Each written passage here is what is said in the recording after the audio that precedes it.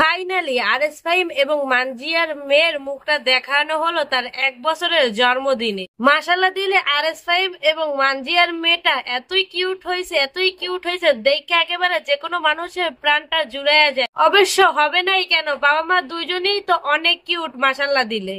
এমনকি ফুপুরাও এক একটা পরি। জন্মদিনে অনেক মজাই করেছে আরএস ফাহিমের ছোট্ট মেয়ে, কিন্তু বাবাকে না পেলেও দাদি ফুপি মাকে নিয়ে বেশ ভালোই গেল এবারের জন্মদিনটা তাদের। বেশ কিছুদিন ধরেই আমরা জানি আরএস ফাহিম মালয়েশিয়া গেছে, কিন্তু সেখান থেকে আর ফিরার কোনো নামগন্ধ নাই। তো এবার মনে হয় যে ফ্যামিলি নিয়ে আরএস ফাহিম মালয়েশিয়ায় সেটেল হয়ে যাওয়ার একটা প্ল্যান করছে। কেনই বা করবে না? দেশের বড় বড় ইউটিউবারদের যেই অবস্থা, সরকার অধপতনে যাওয়ার পরে দেশের বেশ বড় বড় ইউটিউবারদের টার্গেট করা হয়েছে। তো আগে থেকে সাবধানতা মেনটেন করার জন্য সে আগে থেকেই মালয়েশিয়া চলে গিয়েছে এমনটাই ধারণা করা যায়। ইভেন কিছুদিনের ভিতরে তার ফ্যামিলিকে নিয়ে যাবে এরকমটাই ভাবছে সবাই। না হলে একমাত্র কলিজার টুকরা একমাত্র মেয়ের প্রথম জন্মদিনে আরএস ফাহিম আসলো, তার মানে বুঝাই যেতেছে সে বর্তমান সময় খুবই ব্যস্ত।